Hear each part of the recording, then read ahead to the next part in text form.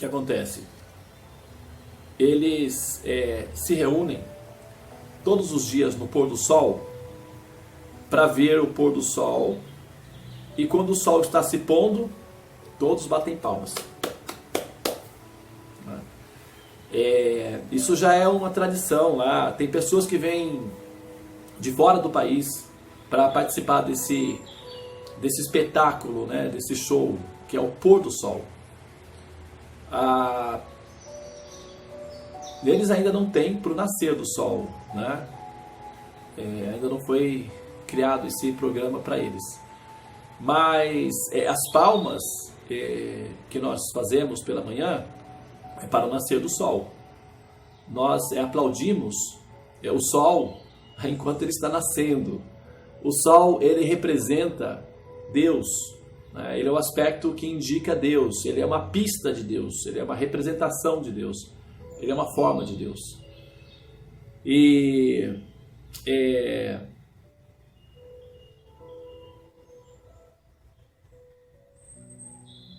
aplaudir esse momento é reconhecer a relevância ou a importância que esse momento tem na nossa experiência de existir, né?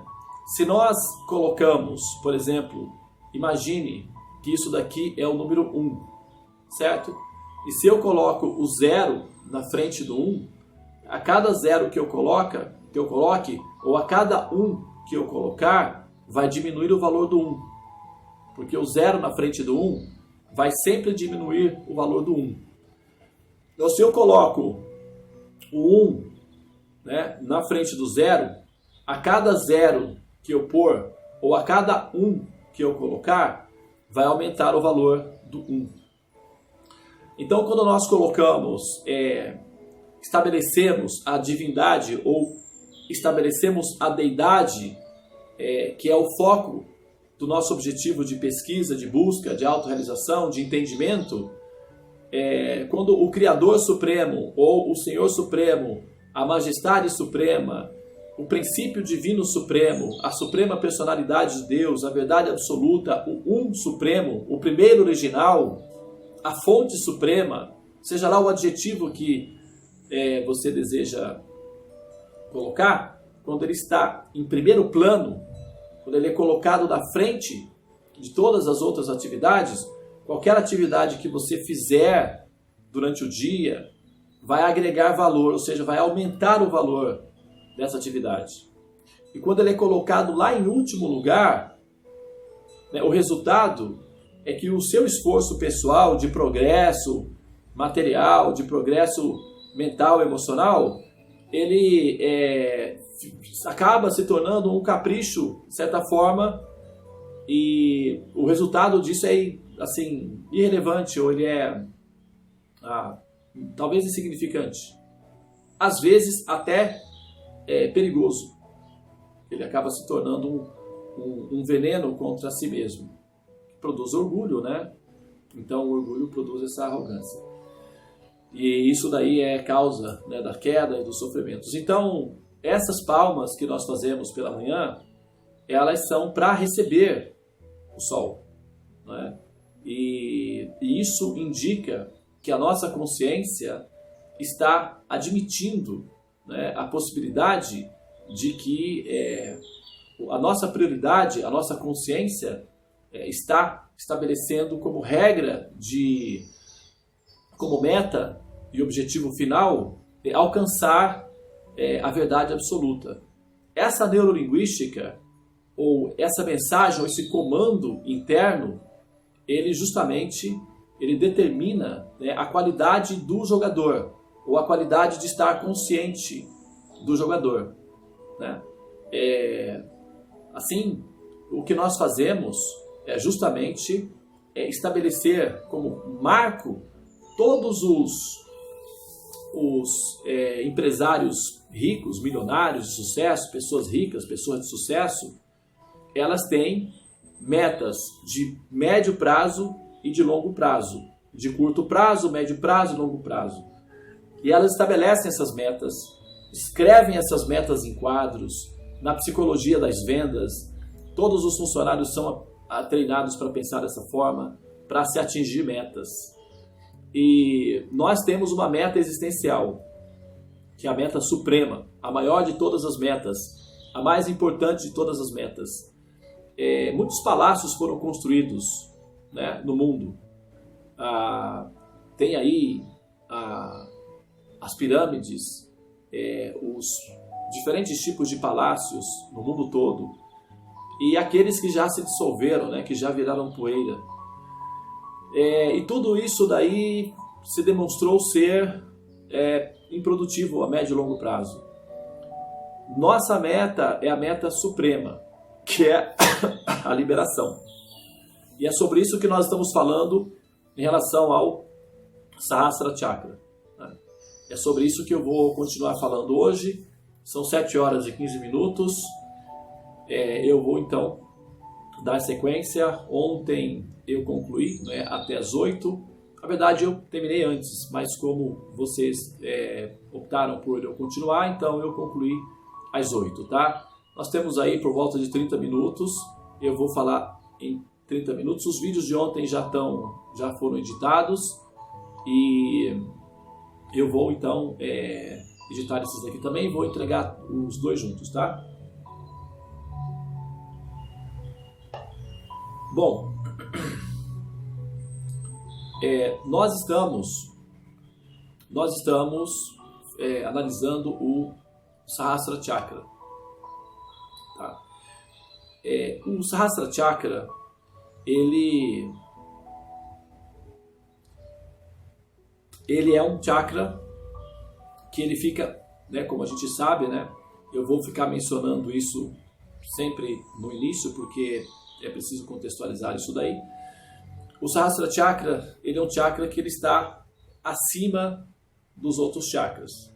Então, ele não está ligado aos chakras internos. Os chakras internos são os chakras que nós estudamos. Eles estão interligados por uma rede de fios, né, que são chamados os nadis. E os chakras, eles são codependentes entre si, tá? Então, eles trocam alternância de predominância, mas eles dependem entre si. O Sahasrara Chakra é diferente. O Sahasrara Chakra, ele é quando o ser já se decidiu. Ele é quando as experiências laboratoriais, os laboratórios da existência já foram todos finalizados, já foram equacionados. O Sahasrara Chakra indica aqueles que já superaram as dúvidas existenciais, aqueles que já equacionaram as suas crises fundamentais e aqueles que já realizaram o Supremo. Isso chama-se,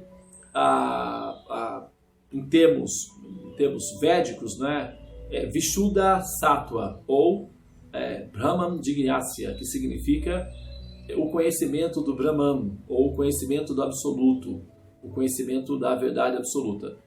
Então esse chakra, ele determina o limite entre o máximo que se pode chegar, não é, com o máximo que se pode atingir com a inteligência e, ao mesmo tempo, determina aqueles que conseguiram, de forma pessoal e voluntária, render-se ou entregar-se plenamente ao absoluto, ao Senhor Supremo. Essa rendição, essa entrega, ou essa absorção na Suprema Personalidade de Deus, não é um ato meramente emocional, uma decisão emocional, né? Nós vemos na história da humanidade, nós vemos no comportamento humano que existe uma neurose, né? Que se demonstra na idiosincrasia do comportamento e do discurso. Por exemplo, existe uma característica que nós podemos assumir, que é a característica de sermos ou de cultivarmos um ateísmo filosófico e um ateísmo psicológico. O ateísmo, ele tem a conotação de ser um impedimento, um obstáculo. O ateísmo não significa necessariamente apenas uma aversão ao princípio Deus. O ateísmo é qualquer cultivo de conhecimento que o impede de experimentar ou de ter uma visualização direta da pessoa suprema, ao mesmo tempo em que você também experimenta a emoção química interna, né, a emoção de amor.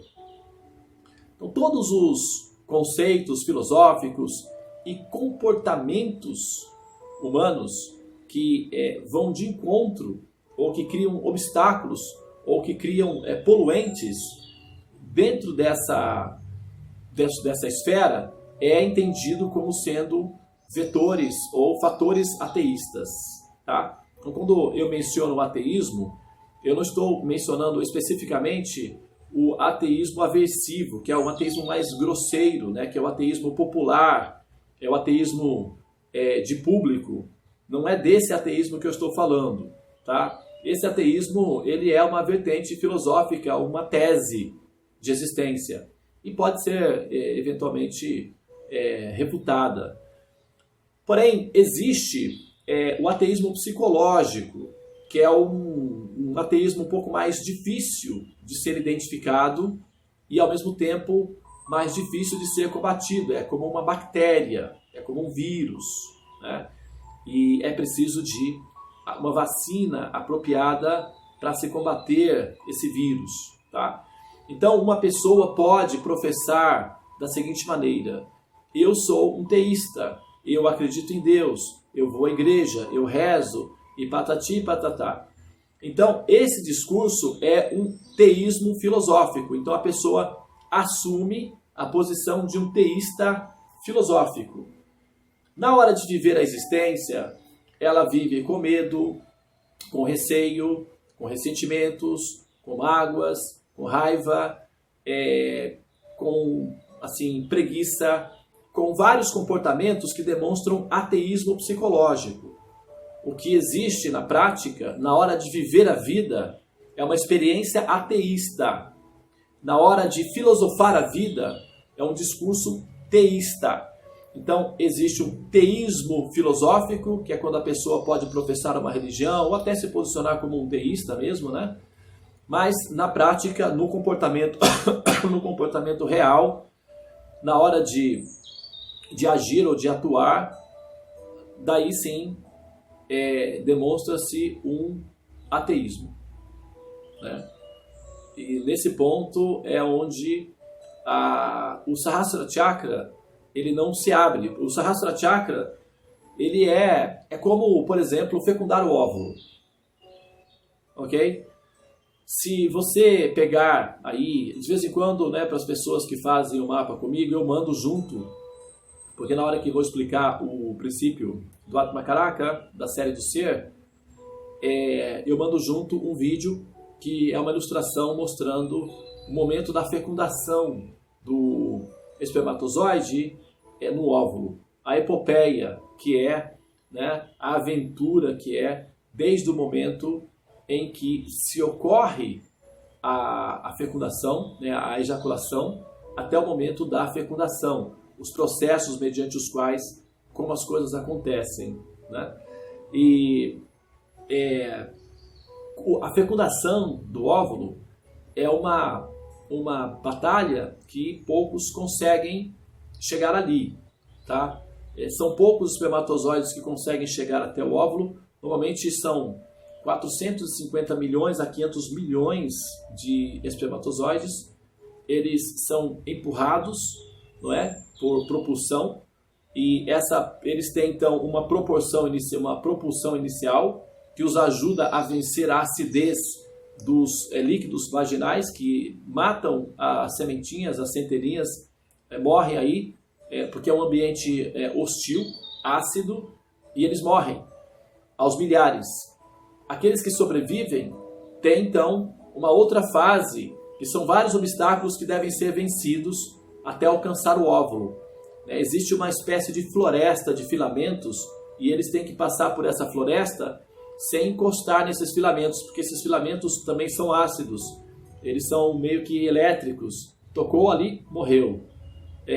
Os que conseguem passar pelos filamentos sem morrer, tem depois um deserto cheio de pequenos óvulos falsos. E as centelhinhas estão já meio cansadinhas. Então, quando elas veem aqueles óvulos, que são miragens dos desertos, elas vão ali e morrem, porque são óvulos falsos. Aqueles que são intuitivamente mais determinados vão vendo os seus amiguinhos, seus parentes, companheiros ali, todos morrendo nos óvulos falsos, aprendem com os erros deles, evidentemente, e não caem na cilada, e continuam. Lá na frente, então, eles vão encontrar o óvulo, não é? Que é a incubadora, que é o abrigo seguro, que significa a sobrevivência e tal. E eles, então, alguns, uma quantidade relativamente pequena, mas assim uma quantidade significativa, consegue chegar até esse ponto que é o óvulo. E um deles, né, vai então fecundar. Eventualmente, se houver mais que um óvulo, então tem outras fontes também. Mas um apenas consegue fecundar o óvulo. Assim que o óvulo é fecundado, as portas são fechadas hermeticamente e aqueles que estão lá fora, infelizmente, se transformam em adubo. E vai ser absorvido pelo corpo, vai se transformar em nutrientes, porque é nutrientes, e esses nutrientes vão ser utilizados, reciclados, para ser alimento para o corpo e tal, etc. Muito bem.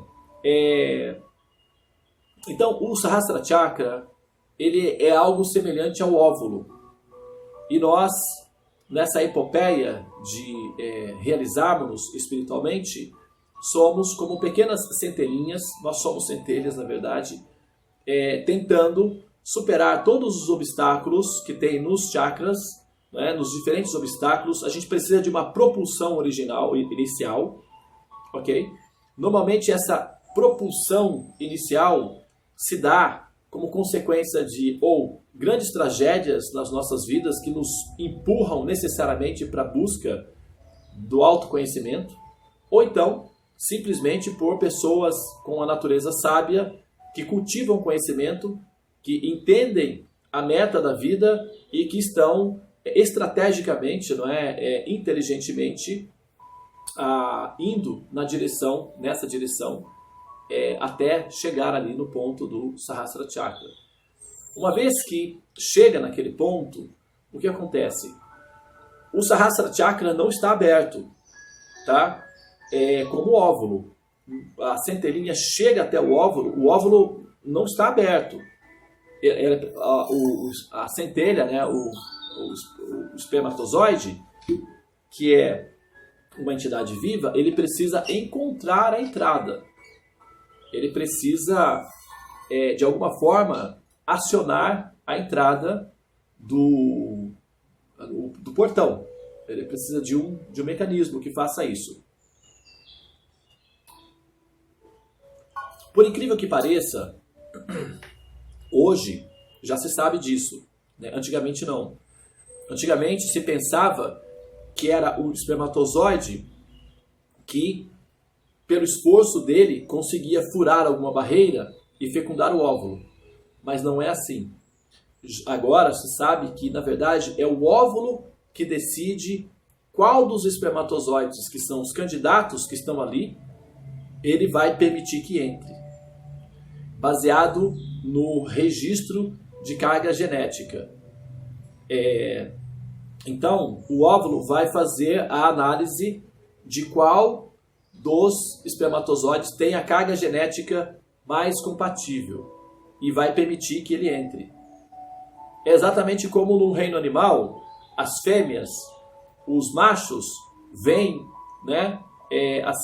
propor o acasalamento. Mas a fêmea é que decide, mais ou menos, de acordo com a capacidade do macho de reproduzir e de protegê-la depois. Então, normalmente isso é feito através da batalha entre os machos, né, que lutam entre si para ter o direito de acasalar com a fêmea. E então a fêmea, né, vai ser acasalada aí pela batalha dos machos. No óvulo, é o óvulo que decide qual dos espermatozoides vai entrar e vai ter aí a carga genética liberada. Isso quer dizer o quê? A metáfora que eu estou utilizando aí é a seguinte.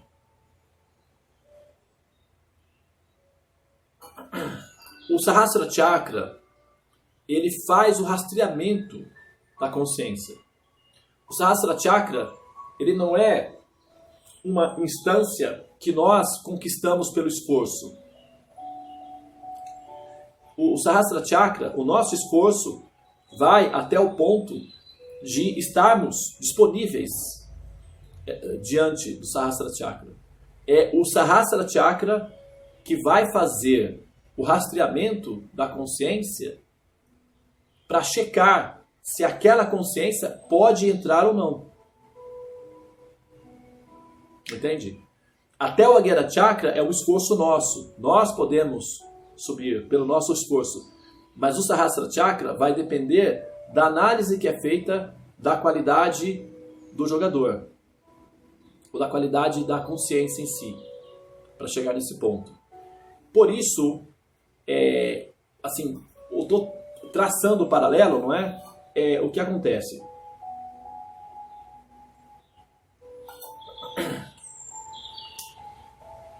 O óvulo, ou a fêmea,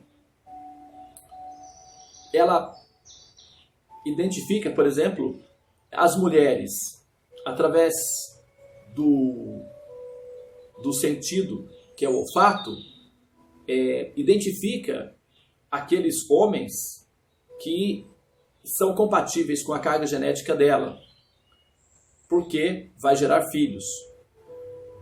Isso é feito analisando as qualidades de resistência e de continuidade, né, biologicamente falando. Quando nós evoluímos, na hora em que nós estamos fazendo essa transição, o Sahasrara Chakra ele vai identificar a nossa determinação. A nossa determinação. Os sábios dizem o seguinte: Utsaha Nishchayat Dharyat. São as 3 qualificações que vão ser analisadas na hora de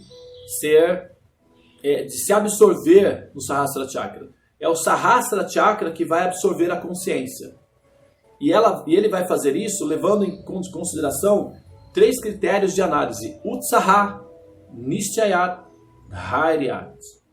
Utsaha significa entusiasmo. Entusiasmo é uma qualificação. O entusiasmo não é o suficiente. Nós temos visto que as pessoas assim, se demonstram entusiásticas pelo processo do alinhamento dos chakras, da elevação da consciência, e eventualmente elas perdem esse entusiasmo, né? O fôlego acaba, e aí, né, as justificativas aparecem para dar o conforto, o consolo interno.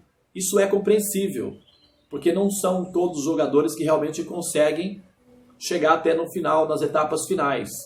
A autorrealização é um assunto profissional, não é um assunto democrático e intuitivo, de um cultivo interno de autoadoração, de idolatria interna. Chama-se autolatria. A autorrealização é profissional. E ela está disponível para jogadores profissionais, né? Os jogadores mais sentimentais, mais autólatras, eles não conseguem ter determinação, justamente por não ter a qualificação do foco, que aí já é Dharyat, né? Utsaha, entusiasmo, Nishchayat, determinação para se alcançar a meta, Dharyat, estabilidade emocional, mente fixa. A bipolaridade emocional, de que eu quero muito, não quero mais, hoje eu quero muito, não quero. Essa bipolaridade, ela é uma desqualificação dentro do processo. Por isso, o sadhana, ele tem a função de, né, calibrar o nosso estado de consciência para que a gente alcance uma estabilidade, uma disciplina mental. Uma vez que a mente se acostuma à disciplina, ela se acalma, porque ela entende que existe uma organização, existe uma regularização, então ela já fica mais ou menos calma. Então esse estado de mente fixa, entusiasmo e determinação. Então são três qualidades que se fundem para que o ser possa ser reconhecido pelo programa do Sahasrara Chakra e a consciência seja absorta aí nesse ponto. Tá? Então, Utsaha, entusiasmo, é o início. Nishchayat, determinação, é o recheio. E Dhairyat, constância mental, mente estável. A mente estável nós conseguimos através do sadhana que os mantras produzem. Então, a gente consegue uma certa estabilidade mental. A determinação, nós conseguimos a determinação. A determinação, ela é como fisioterapia, como um músculo. E essa determinação, ela depende do como você exercita esse princípio, como você cultiva esse princípio. E a melhor maneira de cultivar a determinação é cultivar conhecimento, é alimentar a inteligência com conhecimento. E os conhecimentos, nós nos apegamos aos conhecimentos, né? A gente se apega aos conhecimentos. E quando nós nos apegamos a um conhecimento, nós queremos muito que esse conhecimento seja verdadeiro, mesmo que ele não seja. A gente faz arranjos, armengues, para que ele pareça ser. Porque nós somos mentais, emocionais, e na nossa instabilidade ou na nossa infantilidade emocional, nós queremos estabelecer o emocional como critério de referência. Mas na verdade não é assim que funciona. O critério da referência é baseado na inteligência. O emocional, ele tem a função de produzir sensações, emoções, e nós nos manifestamos emocionalmente dessa maneira. Mas é a inteligência que determina quais coisas produzem uma emoção produtiva para o objetivo final e quais produzem uma emoção que pode ser improdutiva para o objetivo final. O fato de nós sentirmos emoção não significa necessariamente que isso seja bom para o resultado final, né? Alguém pode estar, por exemplo, em êxtase, vivendo uma vida plena de felicidade, satisfação, e ótimo que seja assim, porque afinal de contas a felicidade também é uma parte da autorrealização. Mas se essa pessoa não cultiva conhecimento espiritual, se ela não cultiva sabedoria, se ela não cultiva entendimento do sentido da existência, tudo isso vai passar, tudo isso vai dissolver e ela vai voltar a nascer. E ela vai sentir a ansiedade da separação de tudo isso, o desconforto da sensação da morte e toda aquela situação, e depois ela volta a nascer e recomeça tudo de novo.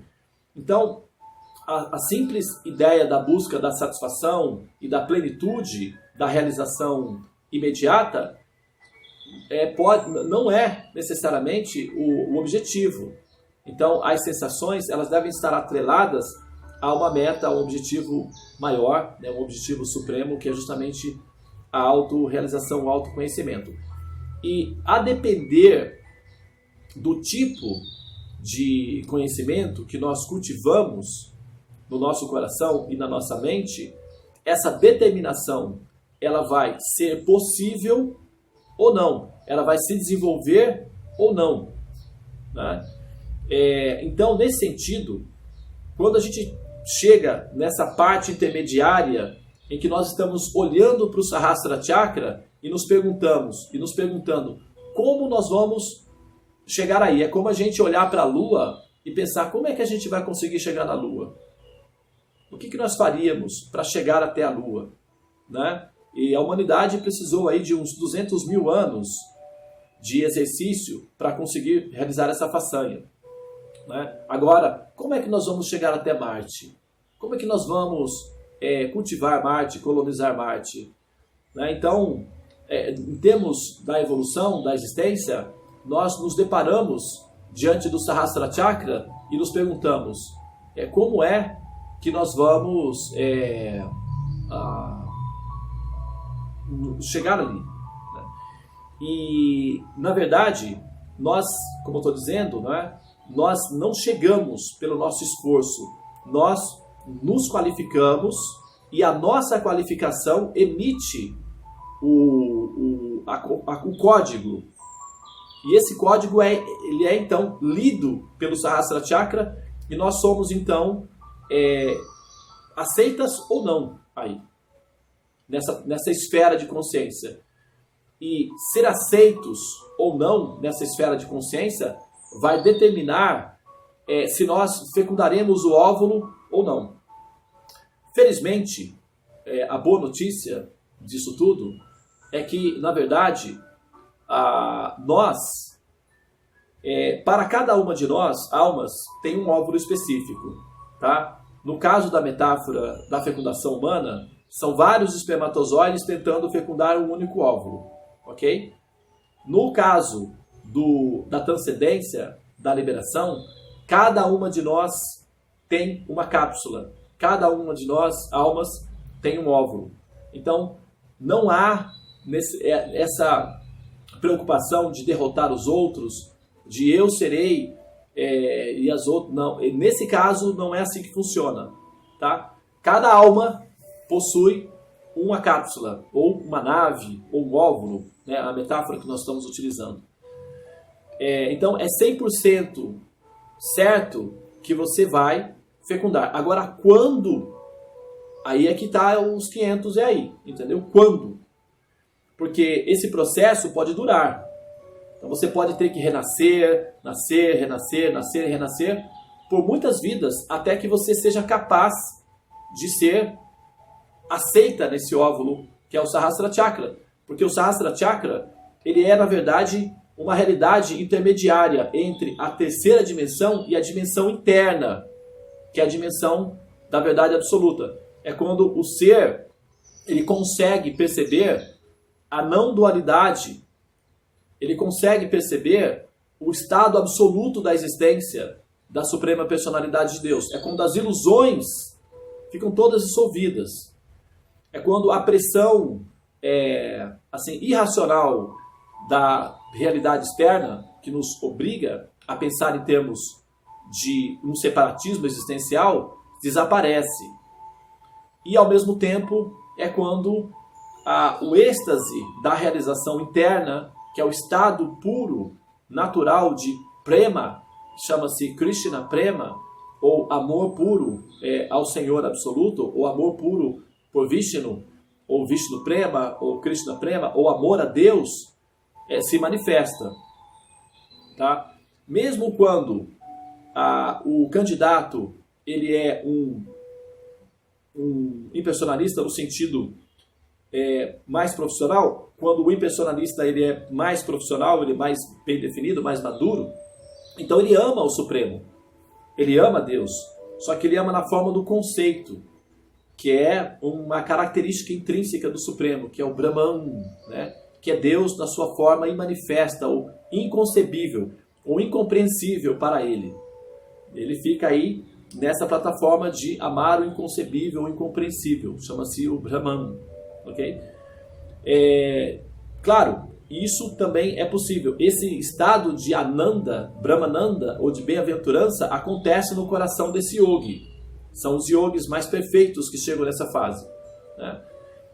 Agora, é uma fase, um caminho difícil, muito complicado, e para essa era de Kali é praticamente imprático, porque necessita de muita condição técnica para se realizar esse aspecto do absoluto, que é o aspecto do impessoal, que é um aspecto de Deus, mas é um aspecto secundário da existência de Deus. Né? Apesar de que não existe aspectos secundários do absoluto, tudo é o absoluto, mas num sentido inteligível para nós, racionalmente falando, existem separações para que a nossa inteligência seja capaz de compreender o funcionamento da substância Deus, ou da existência Deus. Então, o Sahasrara Chakra, ele é uma instância que ele não é atingido, ele é assim, alcançado na medida em que o próprio Sahasrara Chakra decide quais dos candidatos estarão prontos para ser absorvidos. Então você pode imaginar o Sahasrara Chakra assim, como uma sala enorme, vamos colocar assim, tá? Imagine como se fosse uma enorme nave espacial com várias cápsulazinhas. Essa nave vai viajar, vai atravessar o universo, vai para uma outra galáxia, sei lá, distante. E todos os candidatos que estão ali, esperando para entrarem na nave, passarão por como você vai entrar na loja hoje, né? Vocês colocam lá um medidor para ver se você está com coronavírus. Então é mais ou menos assim. Vai haver uma medição. E a qualificação para ser aceito, para se absorver nesse estado de consciência em que começa a fazer sentido o absoluto, começa realmente a fazer sentido a ideia de Deus. Que até então nós estamos fazendo laboratórios acerca de Deus. Nós estamos tentando compreender um fragmento ali, um fragmento aqui, tentando juntar as peças. Nós somos candidatos, nós somos estudantes, buscadores, candidatos, tá? E nessa fase em que nós estamos juntando as pecinhas. Então é um laboratório, ok? O que eu posso dizer para vocês é o seguinte: aqueles que conseguirem, aqueles que conseguem me tolerar, aqueles que conseguem assim, encontrar um momento durante o dia para ouvir as minhas explicações, que não são minhas, as explicações são as explicações dos mestres, são as explicações dos Vedas, mas as traduções, as metáforas atualizadas, que é o fruto do meu esforço de trabalho em si, aqueles que conseguem me colocar dentro da lista de prioridades dos 24 horas por dia para ouvir e aprender comigo essas informações, aí as chances de ser aceito são altas, são muito melhores. E eu não estou falando isso daí por uma pretensão, porque eu quero ser adorado por vocês, porque isso não é parte da minha agenda, já que esse desejo é uma desqualificação para ser aceito na próxima fase. Então eu estou muito consciente disso daí, não é o meu foco ser adorado, né, por pessoas inocentes ou pessoas que estão até assim, tentando entender o que está acontecendo. Não há vantagem nisso do ponto de vista da realização final. Então, se tirasse o Devananda, tira o Devananda, vamos dizer assim, coloque outra pessoa que esteja falando as mesmas coisas que eu estou falando, então essa pessoa, ela seria a pessoa que deveria ser ouvida, ou que valeria a pena ouvir e aprender. No caso, nesse momento, sou eu que estou fazendo essa função. Pode ser você em algum momento, pode ser outras pessoas, mas nesse momento sou eu. Então, aqueles que se interessam em aprender o processo de autorrealização através de mim, das interpretações, da forma como eu estou explicando, e não é a forma original que eu estou explicando, porque eu criei essas fórmulas, não é isso? Essas fórmulas, essas explicações, elas estão todas disponíveis dentro dos textos védicos. Eu apenas estou fazendo uma arqueologia, uma garimpagem e trazendo de volta uma coisa que estava meio esquecida. As chances de você ter condições de ser aceito, de ser absorvido na próxima etapa, que é o Sahasrara Chakra, são significativamente altas, tá? E isso não é fake news, não. Isso não é assim, eu não estou tentando convencê-los a adquirir um produto que é inválido, tá? Inclusive o produto vai ser experimentado antes. Você não vai necessariamente ter que, vamos dizer assim, morrer para sentir o produto, para experimentar o produto. Não é assim que funciona. O produto é experimentado antes, você tem realizações antes, você tem percepções anteriores, você tem amostra grátis, você terá experiências reais de como é que funciona. Então, você pode permitir que isso faça parte da sua existência. E essa permissão voluntária para que esse estado de consciência faça parte da sua existência, isso chama-se rendição ao Supremo. Sharanagati. Sharanam significa rendição. Gati, a meta máxima, a meta suprema. Sharangati significa render-se à meta suprema, render-se ao objetivo máximo, render-se ao Supremo. Que é quando nós voluntariamente aceitamos em nós, como parte integrante da nossa constituição de experiência de existência, a experiência mística de amor puro por Deus. Tá? E simplesmente isso. Só que isso é muita coisa, porque para que nós tomemos essa decisão voluntária, espontânea e definitiva, é preciso de ter conhecimento, né? É preciso que você, por exemplo, já tenha resolvido a questão, por exemplo, como é que você vai amar uma pessoa que você desconfia dela? Não tem como. Simplesmente falso, na verdade, né? É um exercício intelectual. Quando nós falamos que eu amo Deus, na verdade é uma intuição. Claro, toda alma ama Deus, naturalmente isso é uma intuição.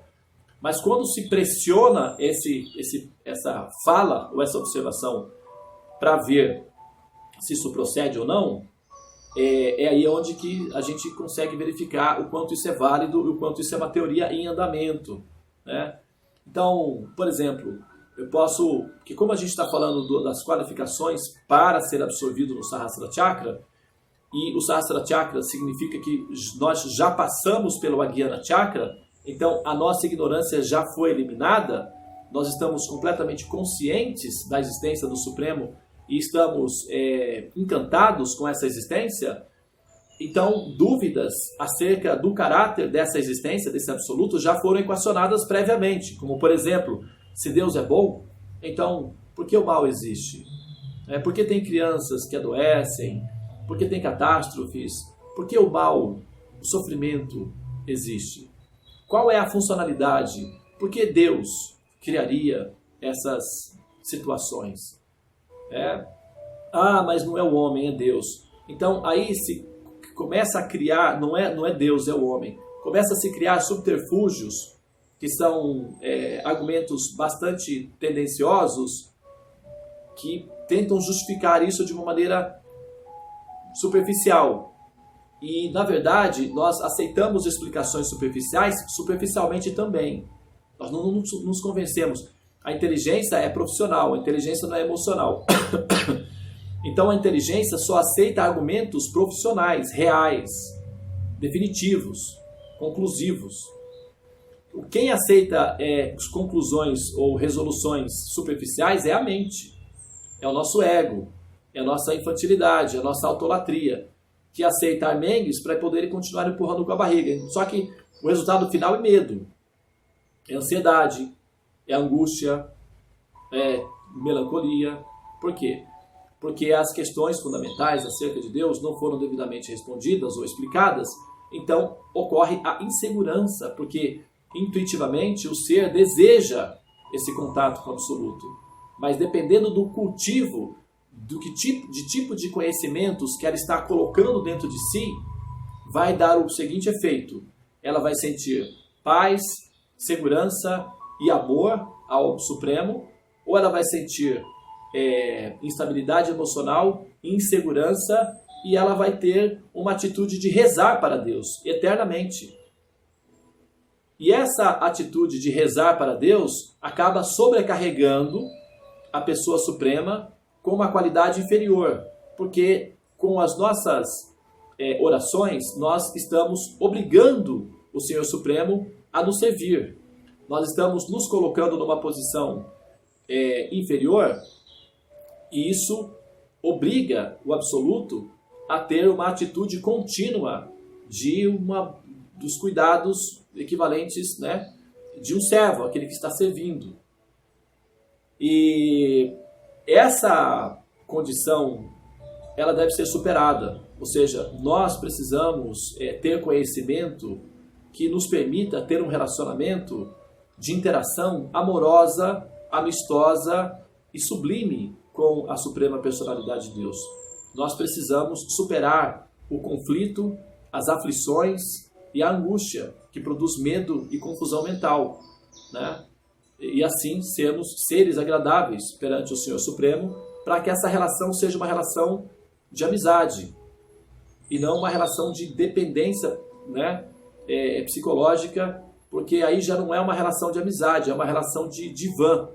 Então é um profissional, é um psicólogo tratando um paciente. E isso acaba criando uma distância, uma separação. E para isso nós precisamos de conhecimento, né? A gente precisa de entender os conhecimentos que nós estamos cultivando. É por isso que nós, deliberadamente, gastamos o tempo que nós temos falando sobre o assunto, porque é isso que vai nos qualificar para ter conhecimento acerca do absoluto, tá? Bom, eu vou parar por aqui. São 5 horas, aliás, são 5 minutos para as 8 horas. Se alguém quiser fazer algum comentário, alguma pergunta, amanhã eu vou continuar. E amanhã nós temos 5 horas da manhã o estudo, né, do código, né, do princípio de liberação, que é o Atma Karaka. Nós nos encontramos às 5 horas, né, para levar adiante o cultivo, né, do conhecimento, que nós estamos falando justamente sobre isso daí. Que tipo de conhecimento que nós cultivamos. E nós estamos cultivando o conhecimento assertivo, conhecimento definitivo, tá? Esse conhecimento, ou essa forma de entender o absoluto, produz segurança, determinação, consistência e prazer, tá? Felicidade pela existência do Senhor Supremo. Muito bem, então, não tem perguntas. Nós vamos encerrar aqui então. Deixa eu só mencionar aqui as pessoas que permaneceram, que estão aí cultivando, né, determinação. A determinação se cultiva com assimilação de conhecimento, né? Por um motivo ou outro, as pessoas que permanecem não é, ouvindo, apesar de, em muitos casos, ser redundante, ser repetitivo em alguns casos, mas aqueles que toleram isso e que entendem que isso faz parte do processo da aprendizagem em si e são, digamos assim, resilientes em relação a isso, superam o incômodo, né, de ter que ouvir, às vezes, o mesmo tema repetidamente, para que aquilo fique bem caracterizado, e continuam ouvindo, esses estão cultivando determinação. E que a determinação é uma das qualificações para se alcançar o absoluto. Laulian. Laulian significa uma ambição ardente de ser aceito, de ingressar ou de conectar-se com o absoluto. E esse Laulian, esse desejo ardente, ele não é uma emoção abstrata, ele é um comportamento pragmático. E começa por Shravan, que significa ouvir os conhecimentos. Aqueles que ouvem, ou aqueles que gostam, aqueles que querem ouvir, permanecem despertos. Para ouvir, você tem que estar desperto. Então, aqueles que cultivam o desejo e o prazer por ouvir, também estão cultivando o desejo de despertar. E esse é um critério que vai ser utilizado na hora da avaliação final. A hora que você chega ali no Sahasrara Chakra, vai ser rastreado esse fator, o nível de quantidade de interesse em ouvir, em assimilar. Esses são os que conseguem ter um pouco mais de chances, não é, de conseguir a equação final já nessa etapa. Para terminar aqui, né, uma vez o nosso mestre espiritual, Prabhupada, se encontrou com o mestre espiritual dele pela primeira vez quando ele tinha 24 anos de idade, ele era estudante da faculdade, e ele ficou sentado ouvindo a palestra, e foi uma palestra que durou mais ou menos umas 3 horas, e ele permaneceu ali sentado, ouvindo constantemente. e ele era um visitante apenas, né? O mestre Bhaktisiddhanta Sarasvati mandou chamar ele e perguntou sobre ele. Aí os outros que já estavam junto lá, né, que já eram assim mais velhos, já estavam com Bhaktisiddhanta, o mestre, já há alguns anos até, falaram: não, ele é só um visitante, ele é um estudante, ele é só um visitante. E Bhaktisiddhanta, o mestre de Prabhupada, disse: não, ele gosta de ouvir, ele é um yogi, ele não é apenas um estudante, chame ele aqui. E aí chamou Prabhupada e disse: por que você ficou sentado me ouvindo esse tempo todo? Você entendeu tudo que eu disse? Prabhupada respondeu para ele, né, que na época Prabhupada era só um menino, né, 24 aninhos lá, um estudante.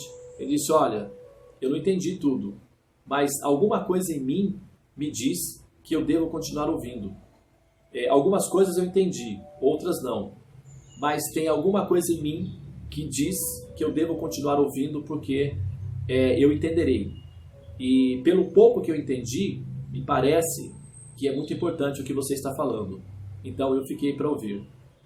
Então, nesse momento, Bhaktisiddhanta disse para ele: você deve aceitar a missão de atravessar o oceano e espalhar essa mensagem desse conhecimento no mundo todo. A sua qualidade de gostar de ouvir te qualifica para a missão. Naquele momento, essa informação entrou no coração de Prabhupada, ele guardou essa informação durante anos, ficou cultivando, trabalhando nessa informação. Finalmente, na sua maturidade, ele atravessou o oceano, espalhou a mensagem do conhecimento védico no mundo todo, e aqui estamos nós cultivando o conhecimento como consequência desse momento, o ato de ouvir. Aqueles que são tolerantes em ouvir, aqueles que são predispostos em ouvir, aqueles que gostam de ouvir, são esses que conseguem, assim, serem reconhecidos pelo mestre. O mestre reconhece aqueles que gostam de ouvir.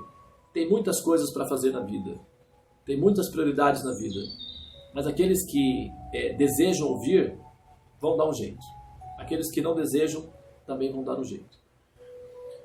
Muito bem, então, como é tudo voluntário, aqueles que desejam ouvir receberão, e aqueles que não também receberão. O não, né? Então, eu vou fechar aqui, tá? O